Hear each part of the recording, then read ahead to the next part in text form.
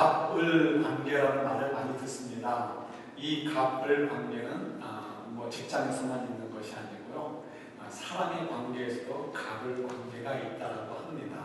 아니, 사람의 관계에 무슨 갑을 관계가 있을까요? 오늘 이름 모를 분의 시 가운데 이런 말이 있습니다. 제가 한번 읽어드릴게요. 사랑에도 갑과 을이 있다. 더 많이 사랑하는 사람이 어쩔 수 없이 더 많이 실망하고 더 많이 기대하고 더 많이 아프고 더 많이 지치고. 왜 이 시가 우리 마음속에 어느 정도 공감이 되는 것을 우리가 다 동의할 수 있을 것입니다. 우리는 그런 사람들을 다 경험해 보았기 때문에 그렇죠. 젊었을 때는 남녀 간의 이성의 사랑 속에 그런 것을 경험해 볼 수도 있고요. 자녀를 키우면서는 또 그 속에서 그런 사랑의 갑을 관계를 경험을 해보고요. 그러다 보니까 우리 부모님들을 생각해보고 이게 내가 그동안 부모님과의 관계가 어떤 관계였구나 하는 것을 조금은 이해할 수 있게 되는 거죠. 정말 이 갑을 관계가 있는 것 같습니다. 더 많이 사랑하는 사람이 어쩔 수 없이 더 많이 기대하게 되고 기대할 그만큼 실망하게 되고 실망하는 만큼 지치고 그리고 아픈 것. 이것이 사랑의 관계가 아닐까 싶습니다. 기독교를 얘기할 때 사랑을 빼놓고 얘기할 수가 없죠. 믿음은 관계이기도 합니다. 그래서 기독교를 얘기할 때, 우리 신앙생활을 얘기할 때 사랑의 관계를 빼놓고 얘기할 수가 없습니다. 우리 이 믿음 속에 있는 사랑의 관계의 갑을 관계는 어떻게 될까요? 하나님과 우리의 사랑의 관계, 예수님과 우리의 사랑의 관계, 누가 갑이고 누가 을인가요? 우리가 생각할 때 우리가 을인 것 같아요. 그죠? 그러나 성경은 얘기해 주죠. 우리도 이렇게 부인할 수 없는 너무나 명백한 사실들이 있습니다. 하나님께서 우리를 먼저 사랑하셨고 우리를 만드셨고 기대를 가지고 만드신 거죠. 사랑 속에서. 그리고 우리를 바라보시는데 우리가 주님께 했던 것은 뭐예요? 주님의 마음을 아프게 해드리고 지치게 해드리고 실망하게 해드리고 하나님의 기대를 못했기 때문에 그밖에 없다는 것을 저희들이 고백하지 않을 수 없습니다. 그래서 하나님께서는 을의 관계 속에서 우리를 사랑하시는 거죠. 우리보다 더 우리를 사랑하신다는 거예요. 그래서 결국은 어떻게 하시죠? 하나님께서 이래도 저래도 안 되니까 오죽했으면 자기 독생하신 아들인 예수님마저도 아끼지 않으시고 저희들에게 보내주셨을까.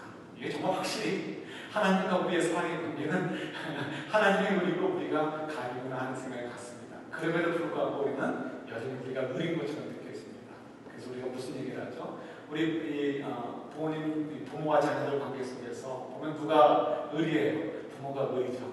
항상 어떻게 하면 자녀들한테 더 잘해줄까? 자녀들 생각 때문에 딴 생각을 하지 못할 정도입니다. 그런데 그럼에도 불구하고 자녀들은 뭐라고 얘기합니까? 자기들이 을인 것처럼 생각을 하죠. 뭐라고 얘기하죠?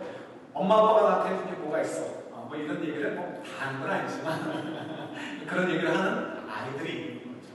엄마 아빠가 나를 위해서 해준 게 뭐가 있어? 그럴 때 부모님들의 마음은 참 굉장히 마음이 아픈 거죠. 너를 위해서 내가 얼마나 아픈 시간들을 가졌는데 너를 위해 밤잠을 못 자고 너를 위해서 내가 가슴을 졸이며 애썼던 것이 얼마나 많은지 아니?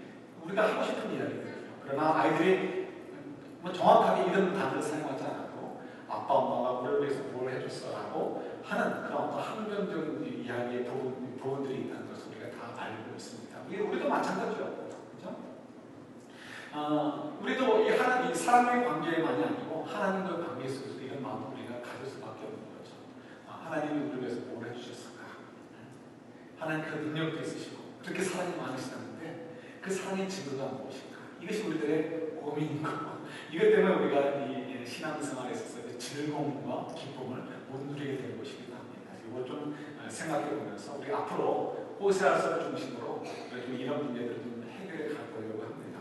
오늘 본문에 보면 이제 하나님께서도 우리를 향해서 기대를 가지고 계시다는 것을 알 수가 있죠. 하나님이 창조하시는데 기대를 가지고 창조하신 거예요. 그 기대가 뭘까요?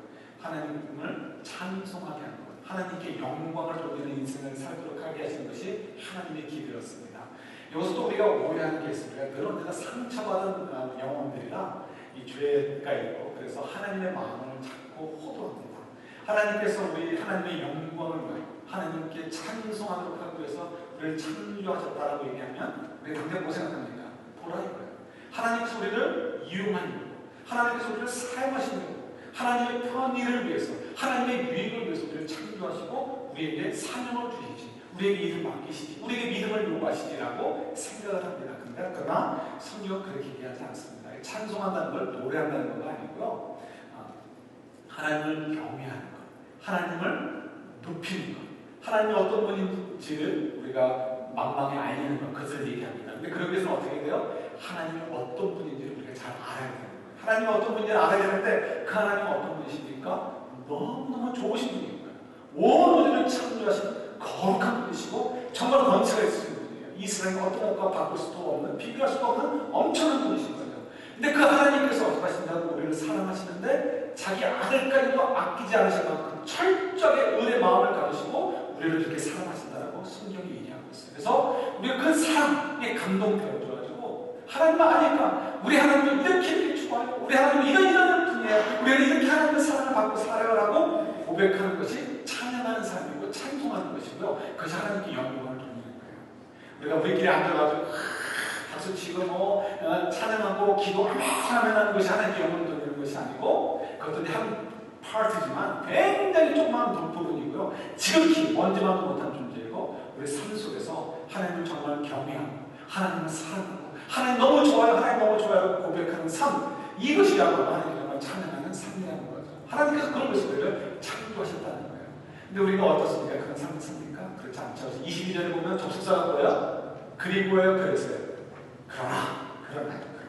그러나 아니라는 거죠. 하나님의 기대는 그런 기대를 가지고 우리를 창조하셨고 우리를 이렇게 초청하셨지만 우리가 그렇게 반응하지 않았다는 거예요. 어떻게 나오죠? 하나님을 찾지도 않고 또 심지어 하나님을 부담스럽게 여겼다는 거예요. 좀 더 이렇게 원어를 직역을 한다면 하나님을 생각할 때 괴롭게 생각했다는 거예요. 하나님이 좀 뭐라고 해야 될까요? 좀 지치게 한다? 하나님이 우리를 지치게 한다. 혹은 또 우리를 괴롭게 한다. 이런 식으로 우리가 번역을 할 수가 있습니다. 정말 왜 그렇게 되었을까요? 하나님께서 우리를 너무너무 사랑하시고 하나님이 얼마나 좋은 분인지를 알아서 우리도 모르게 하나님 정말 좋은 분이에요. 하나님 정말 위대하신 분이에요 라고 자랑하기를 원하시는데 그게 찬송의 의미예요. 자랑하기를 원하시는데 오히려 어떻다고 우리는 그렇게 않고 하나님을 괴로워하고 하나님을 부담스럽게 여기는, 그래서 하나님을 찾지 않는 그런 모습들로 우리가 변화되었다는 것을 이렇게 고발하고 있는 것이 오늘 본문의 내용입니다. 왜 그랬을까요? 다른 이유는 없죠. 오늘 그 23절, 오늘 읽지는 않았지만 22절 이후에, 그러니까 23절 이후에 나오는 내용들을 보면 제사와 관련이 있습니다. 그래서 제사에 제물들을 가지고 얘기하시는데 소나 양도 얘기하시고요. 그런 것들이 너희들을 괴롭게 했느냐라고 물으시죠. 하나님께서 얘기하신 것은 나는 그런 것들로 너희를 괴롭히지 않았다라고 얘기합니다. 그 얘기는 뭐냐면 하나님, 지금 이 백성들이 하나님께 예배 드리는 것, 제사 드리는 것을 즐거워하지 않는 거예요. 그걸 괴롭게 생각하고 부담스럽게 생각하는 거예요. 왜 그럴까? 그 이유는 소나 양을 잡아다가 제사를 드려야 되는데 그 소나 양이 비싸서 안 잡는 거예요. 그러니까 하나님께서 말씀하시는 거예요. 그래서 우리가 찾아보지 않지만 레위기서 5장에 보면 하나님께 예를 들어서 제사를 드릴 때 가장 큰 제사가 뭐예요? 속죄제죠. 속죄제를 드릴 때 소나 양을 잡아다 드리는 거예요. 그러나 소나 양이 비싸서 드릴 수 없는 경제적으로 어려운 사람들은 뭐라고 그러죠? 비둘기 2마리나, 그것도 힘들면 뭐라고 그래요? 곡식가루, 곱게 곡식가루를 들여서 속죄를 드리면 되는 거예요. 그렇죠? 그러니까 하나님께서 지금 기대하시는 것, 지금 백성들이 오해하는 것은 뭐냐면 백성들의 입장에서는 하나님이 얼마나 나의 소중한 분인가를 모르니까 하나님께 나아가고 싶지 않아요. 하나님에 대한 기대가 없어요. 하나님께 제가 되는 것이 부담스러운 거예요. 그러나 하나님은 지금 그 얘기를 하고 싶으신 것이 아닌 거죠. 내가 언제 너희들에게 이 제사 드리는 것 때문에 부담을 줬느냐는 거예요. 그게 아니고 너희들에게 나를 알지 못하느냐, 나를 깨닫지 못하느냐에 대한 그 안타까움에 담겨있는 것이 오늘 본문 말씀이기도 합니다. 그래서 이 얘기를 조금만 좀 설명을 해봤으면 좋겠어요. 그러니까 두 가지로만 생각하면 이것이 우리가 부담이 아니고 우리가 얼마나 큰 기쁨으로 제사를 주셨는가를 우리가 알 수 있습니다. 제사법을 주셨는가를 우리가 깨달을 수 있게 되는 거죠. 여러분, 율법이라는 것은 물론 율법 속에 제사법도 포함이 되어 있습니다. 율법이라는 것, 말씀이라는 것은 하나님께서 의도하시는 바가 있어요. 그 의도하시는 바는 뭐예요? 사랑의 관계를 더 분명하게 만들어가기 위해서 이 말씀을 주신 거예요. 마치 부부간에 만나서 결혼을 하게 되면 서로 지켜야 되는 것이 있습니다. 지키는 것은 다른 것들을 지키려는 것이 아니고 네 주머니 내 주머니 따뜻하다 이런 의미가 아니고 우리가 어떻게 하면 온전한 부부의 관계를 맺을 수 있을 것인가. 그래서 나는 너를 향해서 욕하지 않고 우리가 이렇게 꼭 하지 않지만 암암리에 그런 게 있잖아. 내가 너를 욕하지 않고 나는 너를 딴 데 가서 바람 피지 않고 나는 뭐 이렇게 그러니까 경제도 정직하게 살아가고 이런 것들이 은연중에 약속이 되어지는 것처럼 그리고 그 약속이 지켜질 때 온전한 관계가 형성되어지는 것처럼 마찬가지죠. 율법, 또 말씀을 주신 것도 다른 것이 아니고요. 우리가 그 말씀을 통해서 하나님과 우리의 사랑의 관계를 더 돈독하게 하고 깊게 하고 풍성하게 하고 건강하게 지킬 수 있는 방법이 바로 거기에 담겨 있습니다. 그래서 이 제사법도 마찬가지죠. 이 제사법을 통해서 우리가 두 가지를 생각해 보는데 첫 번째는 하나님께서 기뻐하신다는 표현하는 것을 한번 찾아보는 거예요. 왜 하나님께서 기뻐하신다고 했을까? 우리 레위기서 한번 찾아보도록 하겠습니다. 오늘 성경을 몇 군데 찾습니다. 레위기서 1장 1절부터 4절까지 한번 보도록 하시겠습니다. 레위기서 1장 1절부터 4절입니다. 우리가 제사를 드리면 하나님이 기뻐하신다고 하십니다. 왜 기뻐하신다고 했을까? 우리가 좀 알고 봐야 되겠죠?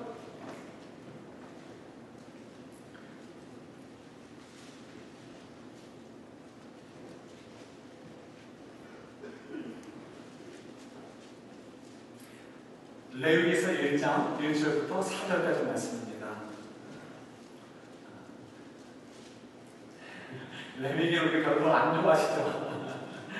그런 오늘 좀 묵상해 보시면은 이래서 주셨구나 하는 것을 이해할 수 있습니다. 우리 1, 2, 3, 4절인데요. 한 절씩 기록합니다. 여호와께서 회막에서 모세를 부르시고 그에게 말씀하여 이르시되 이스라엘 자손에게 말하여이르라 너희 중에 누구든지 여호와께 예물을 드리려거든 소나 양으로 예물을 드릴지니라. 그 예물이 소에 번지면 흠없는 수컷으로 회막 문에서 여호와 앞에 기쁘게 받으시도록 드릴지니라. 그는 번제물의 머리에 기쁘게 받으심이 되어 그를 위하여 속죄가 될 것이라. 아멘.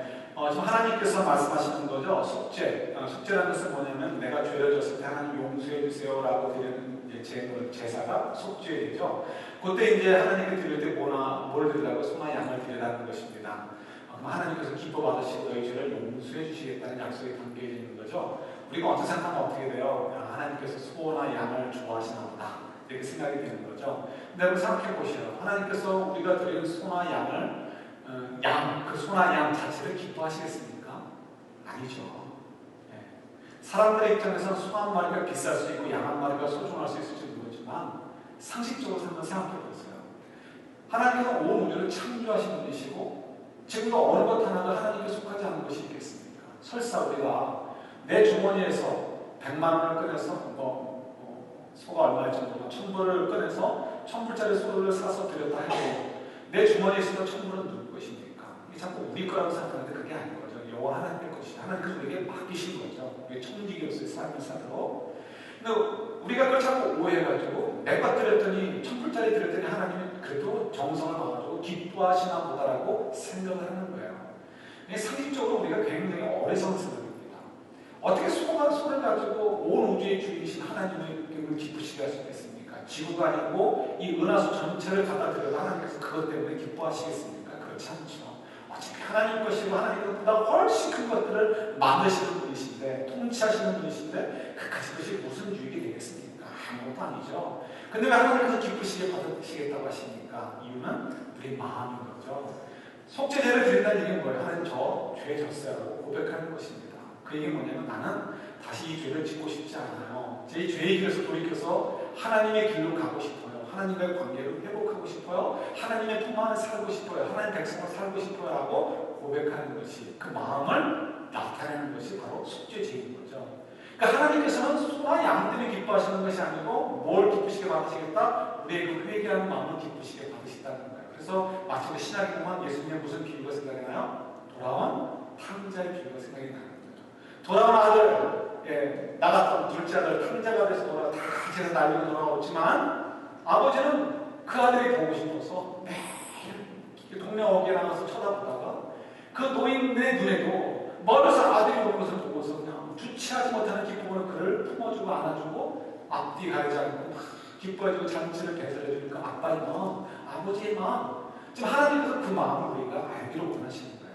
그러니까 왜 제사법을 가지고 예를 들어서 구약시대죠. 또 우리가 지금 얘기한다면 예배를 드리는 것, 이것이 우리에게 왜 부담이 되느냐?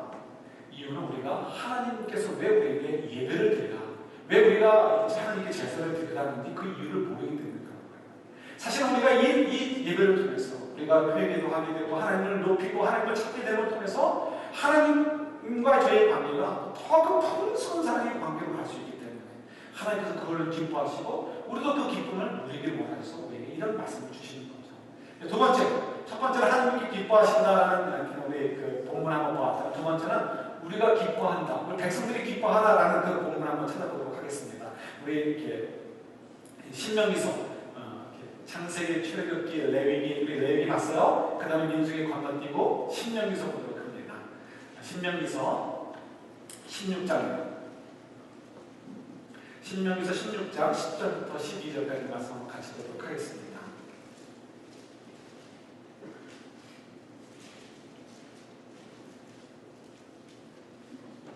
신명기서 16장 10절에서 12절입니다.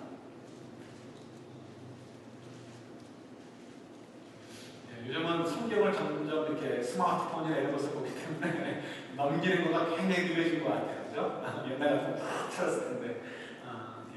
신명기서 16장 천천히 찾으시면 괜찮아요. 이렇게 기다릴 수 있습니다. 10절부터 12절까지 말씀입니다. 함께 3절이니까 함께 가도록 하겠습니다. 내 하나님 여호와 앞에 7절을 지키되 내 하나님 여호와께서 내게 복을 주신 대로 내 힘을 헤아려 자원하는 예물을 드리고 너와 내 자녀와 노비와 내 손 중에 있는 레위인과 및 너희 중에 있는 객과 고아와 과부가 함께 내 하나님 여호와께서 자기의 이름을 부시려고 택하신 곳에서 내 하나님 여호와 앞에서 즐거워할지니라.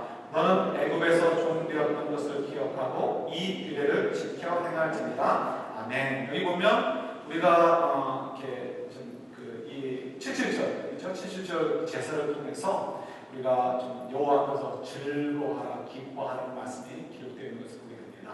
즐거워하고 기뻐하니까 어떻게 해요? 예물을 갖다 드려라라고 말씀하시는 거죠. 그래서 우리가 또 이걸 또 오해요. 하나님께서 우리에게 또 우리 주머니 털려고 이런 말씀 주시나 보다 생각하는데, 그러니까 이제 어떻게 해요? 이스라엘 백성들이 하나님을 찾지 않고 하나님을 괴로워하는 거예요. 또 제사, 또 제사.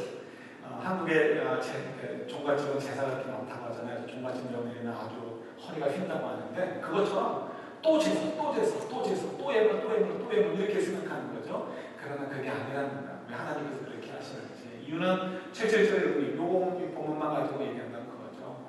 하나님께서 너희를 구원하셨다. 그리고 너희가 이제 하나님 백성으로 산다는 사실을 깨달으라는 거예요. 기억하라는 거예요. 우리 참 망각이 좀 거예요. 망각이 좀 거예요. 그래서 우리가 우리 재직회 때도 그런 얘기를 하는데요. 자녀를 키울 때 얼마나 바빴었는지를 자녀를 키우는 분들은 다 잊어버리신 것 같아요. 그래서 자녀를 키우는 분들의 바쁨과 이해를 잘 못해 주시는 것 같아요. 그래서 한두 번 얘기하는데도 잘 소통이 안 되는 것 같아요. 너무 망각의 부분입니다. 저도 사실은 점점 잊어져가고 그런 걸 좀 이해하려고 자꾸 기억을 돌려야 되는 그런 상태에 저도 이제 놓여가는 것 같습니다. 우리가 무엇이든 간에 금방 있습니다. 하나님께서 우리를 구원해 주신 그 감격과 기쁨이 있었는데요. 그게 언제 했는지 기억도 안 나는 것 같아요.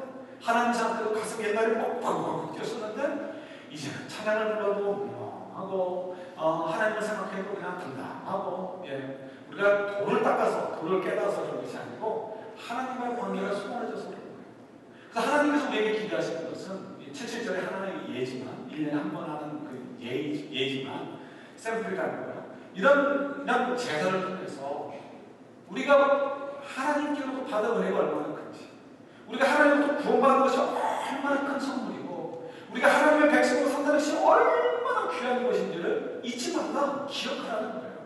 우리가 그것을 기억하게 된다면 다른 거 자랑하지 않게 되는 거죠. 지난주에 목사님 뜻이 여호와 하나님만 자랑하게 되고 그분의 능력과 그분의 백성들과 그분의 사랑을 받고 산다는 것이 우리를 프라우드하게 만들고 그것만 우리의 자랑이 되어진다는 거죠. 그러니까 그것이 우리의 기쁨이 되어지고, 그래서 하나님께 예물을 드리는 것이 또 우리 주머니에 턴다는 의미가 아니고 우리의 마음이 가 있으니까 하나님께 나가서 예물을 드리게 되어지고 하나님께 정성을 쏟게 되는 거죠.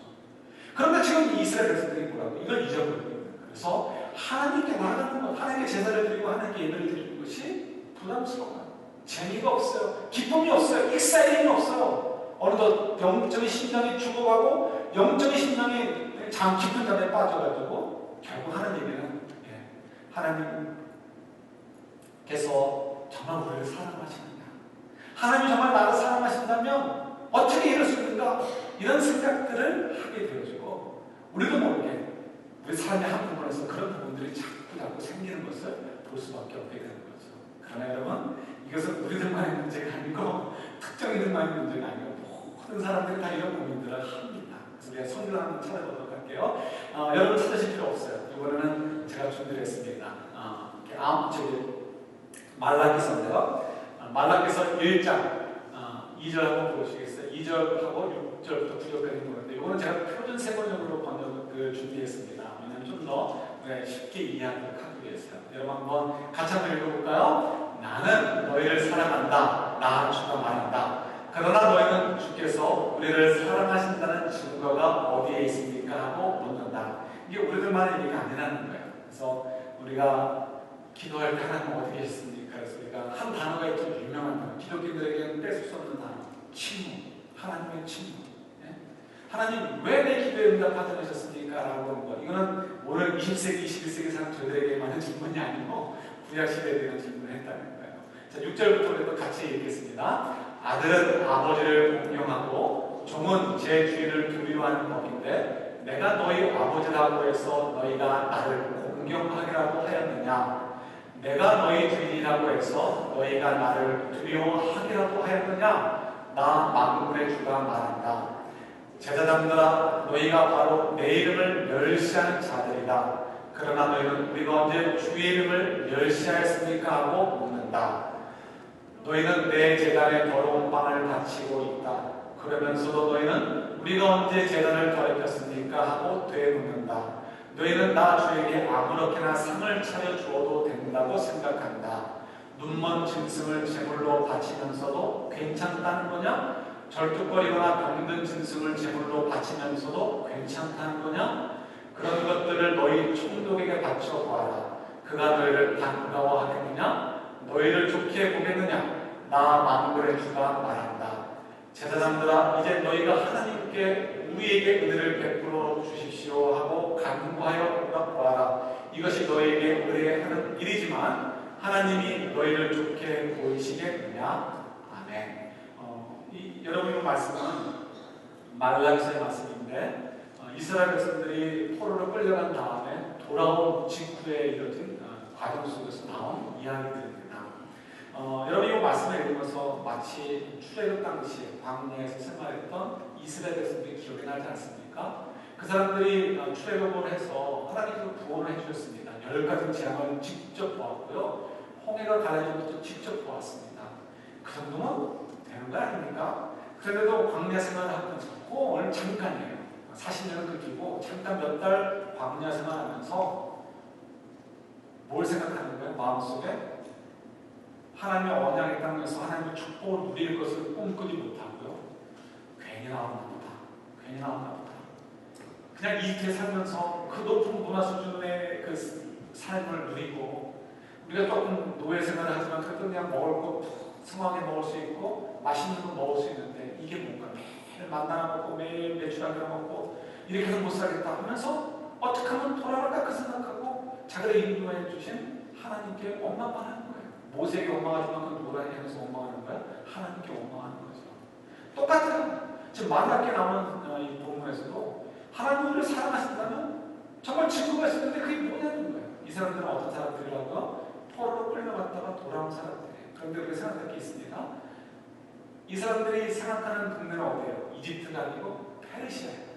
페르시아는 당시의 강국이고 문화 수준이 굉장히 높았던, 그러니까 고대 사회 속에서 금과 은이 제일 많았던 제국이 페르시아 제국입니다. 그만큼 번영했던 나라예요.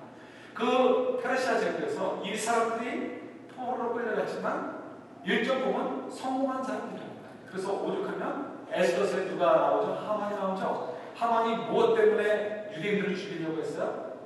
자존심 상해서 아니죠. 궁극적으로 그들의 재산을 뺐습니다. 그들의 재산을 뺐으려고 노예로 살았는데 무슨 재산이 있겠냐면 아니죠. 이미 바벨론이 멸망하고 아시리아가 멸망하고 하면서 그 속에서 마치 다니엘과 그 세 친구들이 막 서랍감에서 바벨론보다 높은 지위에 올라가는 것처럼 하나님의 계획 속에서 유대인들이 널리 흩어져서 어느 정도 신분을 유지하고 살고 있는 거예요. 나중에 그들이 하나님께서 디아스포라로 복음을 증거하는 데 사용하시기 위해서 그렇게 하신 것들인 거죠. 그러니까 이 유대인들이 재산이 있었단 말이에요. 거기다가 그들의 피는 못 속여요. 베리스의 상인처럼 그냥 피도 눈물도 없이 돈을 얼마나 벌었겠습니까? 그러니까 재산이 있단 말이에요. 근데 하나님께서 주신 말씀이 있어요.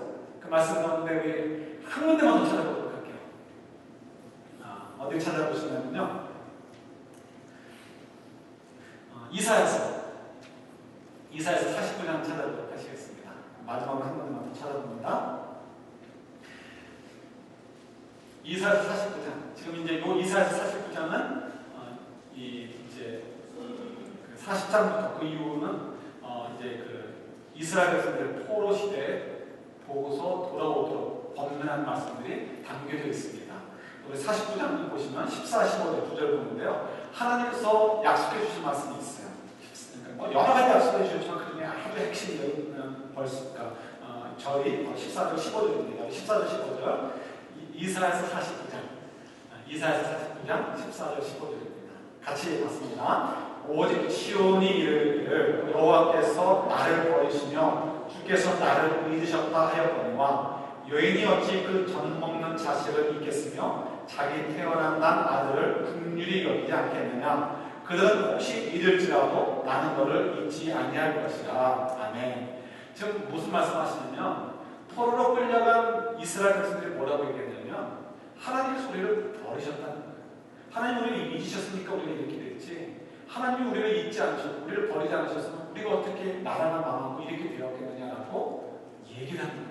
하나님께서 그동안 선지자를 숱하게 보내시면서 너희가 죄 때문에 이렇게 된다, 회개하지 않으면 이렇게 될 것이다 라고 말씀하시는데 자기들이 듣고 싶은 얘기만 듣는 거예요. 우리처럼 보고 싶은 것만 보고 듣고 싶은 것만 듣는 것처럼 이들도 그런 거예요. 그러니까 하나님이 아무리 말씀해 주셔도 얘기하지 않고 결국 나라가 망하게 되는 거죠.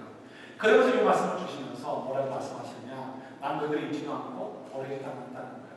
그런데 하신 얘기가 뭐죠? 여인이 엄마가 아기를 낳았으면 그 아기를 하면서 얼마나 간절한 마음을 갖겠냐는 거예요. 이제 아들이 뒤에 있으니까 이건 옛날 얘기입니다. 그러니까 그때 당시의 언어로 표현되는 거예요. 왜 또 남녀 평등이 아니고 또 아들이냐 이렇게 할 수 있는데 이 시대의 언어입니다. 그래서 아들이든 딸이든 부모가 낳았으면 그 아들이나 딸 자녀에서 뭘 아끼겠습니까? 생명이라도 주겠죠. 그런데 그런 엄마도 설사 자기 자녀를 잊을 수 있다 할지라도 여호와 하나님께서 자기 백성들을 잊으신다 잊지 않으신다? 절대 잊지 않으신다고 말씀하시는 거예요. 그러니까 내가 너희들 그렇게 살아날 테니까 걱정하지 말고 돌아가라고 말씀해 주시는 거죠. 그래서 그 말씀을 믿고서 여러 말씀 가운데 이 말씀을 믿고서 돌아갔단 말이에요. 근데 돌아가서 보니까 형편없는 거예요. 치안도 엉망이죠. 경찰 같은 데도 없죠. 성벽은 허물어져 있죠. 성전도 막 다 허물어져 있죠. 뭐 경제적인 어떤 뭐 활동도 없죠. 주변에서 강도들만 들썩들썩거리죠. 너무 겁이 나는 거죠. 그러니까 이들의 마음속에 뭐가 생각나요? 이집트는 아니고 자기들이 살았던 페르시아 제국의 좋은 집, 좋은 비즈니스, 좋은 직장, 좋은 이웃들, 좋은 경찰력 이런 것들이 생각나고 좋은 문화가 생각이 나는 거예요. 그래서 그들이 돌아가지 못하고 뭐라고 얘기합니까? 좀 전에 읽었듯이 하나님이 우리를 사랑하신다면 그 친구가 뭐냐고 하나님께 되묻는 거예요. 하나님이 우리를 정말 사랑하신다면 그 이유가 우리가 어떻게 이렇게 살 수 있습니까? 라고 묻는 거죠. 하나님께서 얘기를 하십니다. 물론 우리가 받는 고난이라는 여러 이유가 있지만 오늘 특별히 한 가지를 얘기해 주시는데 그건 이게 얘기를 하시는 거죠. 야, 너희들 나에게 어떤 마음으로 와서 예배를 드리냐고 물으시는 거예요. 너희들 어떤 마음으로 나에게 와서 제사를 드리느냐. 그때 이제 더러운 빵도 얘기하시고 이렇게 온전하지 못한 재물을 얘기하시죠. 소나 양을 얘기하시는데 역시 키워드는 온전한 동물을 드리지 않았다 혹은 깨끗한 빵을 드리지 않았다는 거가 키워드가 아닌 거죠. 그들의 마음인 거죠. 너희들 총독에게도 사람에게도 너희들의 정성을 쏟는다면 이런 것들로 너희 이런 마음이 자수로 나오지 않을 텐데 너희들 어떻게 하나님께 이런 마음을 가지고 올 수 있느냐고 묻는 거예요. 그러니까 이해하시죠? 우리 아까 자녀 얘기 나왔지만 우리 이 시대의 의사는 뭐예요? 자녀죠, 자녀. 그래서 사실은 이 자녀 문제 때문에 부부관계도 굉장히 느슨해지는 것 같아요. 사실은 부부관계 가장 중요한 건 자녀가 아니고 부부예요, 부부. 그런데 우리는 이 부부관계보다 더 중요한 게 뭐예요? 자녀가 되어버리는 거예요. 요즘은 그래서 자녀들이 무상이 되어버렸습니다. 굉장히 어리석은 것이죠. 자녀들은 우리가 최선을 다해서 키워야 되는 그런 하나님께서 우리에게 맡겨주신 부분이에요. 그래서 우리가 최선을 다해서 청지기 역할을 해야 되지만, 그러나 정말 중요한 것은 뭐예요? 자녀가 아니고 부부관계라는 거예요. 그래서 우리가 제가 지난주에도 어느 있지만 영어권 패스터하고 만나서 얘기를 좀 나눴는데요. 미국 사람들도 마찬가지예요. 미국 사람들. 그러니까 직장생활에서 요즘 직장이 넉넉하지는 않잖아요. 한 주에 50시간, 60시간 일 시키고 집에 와서 뭐 해야 되고 일 막 하고 돌아가니 지쳐가지고는 와보니까 애들이 있어요. 또 애들은 주시작거리고 나서는 그 다음부터 부부관계는요. 그냥 개 닭보듯이 다 개보듯이 이렇게 그냥 지나간다는 거예요. 그래서 겉으로 볼 때는 너무 좋아 보이는데 사실은 들어가서 얘기해보면 절대 그렇지 않다는 얘기를 합니다. 이게 참 문제는 문제고 풀어가야 될 아주 중요한 영적 싸움터 중에 하나이기도 합니다. 어떻게 우리가 지혜롭게 살 것인가 풀어가야 될 숙제이기도 하죠. 예, 우리가 자녀들을 향해서 이렇게 우상처럼 섬기는데 자녀들을 향한 마음을 가지고 우리가 그런 열심과 정성을 가지고 하나님께 나오는 거예요. 여러분 그러십니까? 제가 볼 때는 아닌 것 같아요. 저도 마찬가지고 늘 언제나 물론 그렇지 않을 때도 있지만 조금만 마음이 열어두면요 자녀들을 향해서 마음 쏟는 거에 몇 분의 1도 하나님께 드리지 못할 때가 있는 게 사실인 것 같아요. 그런 간절함이 없습니다. 자녀가 그때 밤잠을 설치면서 제가 어떻게 하면 이 아픈 것을 줄일 수 있을 것인가 고칠 수 있을 것인가 이렇게 고민하듯이 간절한 마음을 우리가 가져야 되는데 주님을 향해서 그런 간절한 마음이 없는 거죠. 그러니까 뭐라고 말씀하십니까? 너희들 우리에게 은혜를 베풀어 주십시오 하고 강구해 봐도 하나님은 너희를 좋게 보시겠느냐라고 말씀하시는 거죠. 그러면서 우리는 뭐라고 얘기합니까? 우리가 의리고 하나님의 각이시고요. 왜 각께서 우리를 위해서 우리를 사랑하신다면서 그래서 뭘 도대체 해주십니까? 라고 외치는 그런 어리석음을 계속 반복하는 거죠. 이 문제를 어떻게 해결하면 좋을까? 예, 다른 것 없죠. 하나님의 어떤 문제를 우리가 좀 마련하는 것으로 풀어갈 수 있는 것 같아요. 그래서 여호와를 알자, 힘써 여호와를 알자라는 이 호세아서 6장에 있는 말씀을 중심으로 해서 호세아서 전체죠. 중심으로 해서 이 연출에 하나님을 알아가는 것을 좀 애를 써보려고 합니다. 하나님을 알게 될 때 이 문제가 해결되기 때문에 그렇죠. 하나님을 알아가는 건 참 쉬운 것이 아닙니다. 제가 전에도 말씀드렸듯이 어렸을 때 두 집에서 엄마들이 어서 뭘 얘기를 들었는지 초등학생들 집마다 3명씩 셋이었거든요. 6명을 종로에 있는 학원으로 보냈습니다. 부산 학원이요. 속독학원. 그래서 이 초등학생 때 그 조그마한 몸들을 이끌고 버스를 타고 6명이 종로로 매일 여러 방학에 다녀온 적이 있습니다. 책을 보면 책에 다를 게 없고요. 동그라미만 그려져 있습니다. 동그라미가 앞에 동그라미가 앞에 동그라미 앞에 그래서 눈을 갖다가 동그라미 보면서 잘 이동하는 연습을 하면 그 다음부터는 이 책이 나중에 가서는 사진처럼 한눈에 탁탁 들어온다는 거죠. 얼마나 솔깃합니까? 근데 저는 믿음이 없었는지 믿지를 못했습니다. 그래서 하는데 진도가 안 나가요. 남들도 안 되겠지. 남들이 하는 거 못 믿었습니다. 근데 어느 날 며칠 지났는데 제 어렸던 제 동생부터 조금 된다는 얘기를 선생님이 하는 거예요. 아마 자극을 주려고 했는지 모르겠는데 그래서 저는 믿지 못했어요. 결국 저는 되지를 못했습니다. 그 나머지 사람은 됐을까요? 그렇지 않습니다. 그렇다고 6명이 전부 다 머리가 나쁜 사람들이 아니었습니다. 그 중에 3명이 의사가 됐어요. 그러니까 똑똑한 친구들이 있어요. 그런데 그래도 불구하고 어느 누구도 속독법으로 공부했다는 사람은 아무도 없었습니다. 그래서 이게 잘 안 되는 것 같아요. 그런데 그때 제 마음이 결혼합니다. 누군가 된다고 하니까 가슴이 갑자기 막 초조해지는 거예요. 나는 어떻게 되나, 나는 어떻게 되나. 결국 안 됐어요. 그러나 이 초조해졌던 그 마음은 지금도 기억이 납니다. 여러분, 우리 새해 하나님을 알아가려고 하는데 그때 여러분들의 마음이 좀 초조해졌으면 좋겠어요. 남들은 하나님을 더 점점 알아가고 하나님 앞에 겸비해지고 하나님의 크심과 놀람 앞에서 즐거워하고 기뻐하는데 나는 여전히 왜 예배 오고 있어도 기쁨이 없고 하나님을 생각하면서 즐거움이 없고 신앙생활하는 것이 신나지 않을까 라는 생각이 계속 유지가 되어진다면 이런 마음속에 초조함이 있었으면 좋겠어요. 근데 중요한 것은 그 초조함은 우리를 자극하는 것뿐이지 우리에게 다른 것을 요구하는 것이 아니라는 것을 기억하십시오. 누가 결국 도와주십니까? 성령 하나님께서 우리를 도와주십니다. 우리는 초조한 마음을 가지고 하나님을 간절히 찾기만 하는데요. 그럼 그 다음에 어떻게 해요? 하나님께서 성령 하나님께서 우리를 도우셔서 우리를 하나님을 알아가도록 도와주실 것이고요. 자연스럽게 어떻게 해요? 우리가 하나님의 크심을 보고 우리가 기뻐하고 즐거워하게 될 것을 믿습니다. 이게 하나님의 놀라운 원리입니다. 지난 10월 31일 주일 마지막 주일에 우리가 10절 말씀을 묵상했죠. 그때 매급 말이 뭐였죠? 그 인자심이 영원합니다. 그 인자심이 영원합니다. 매 절마다 그렇게 끝납니다. 끝났습니다. 그래서 한번 묵상해 보자 그랬죠. 감사할 내용을 생각하면서도 그 인자심이 영원합니다. 아쉽고 안타까운 것이 있어도 생각하고는 그 인자심이 영원합니다. 한번 해보셨어요?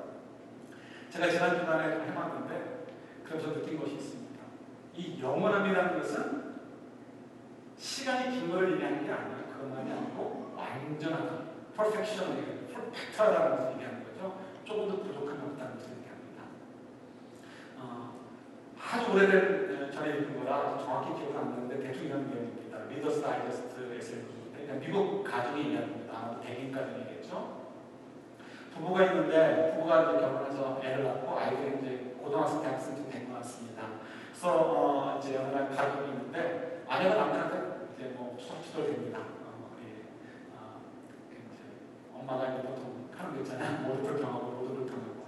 그러니까 아이들 중에 누가 되는 것 같습니다.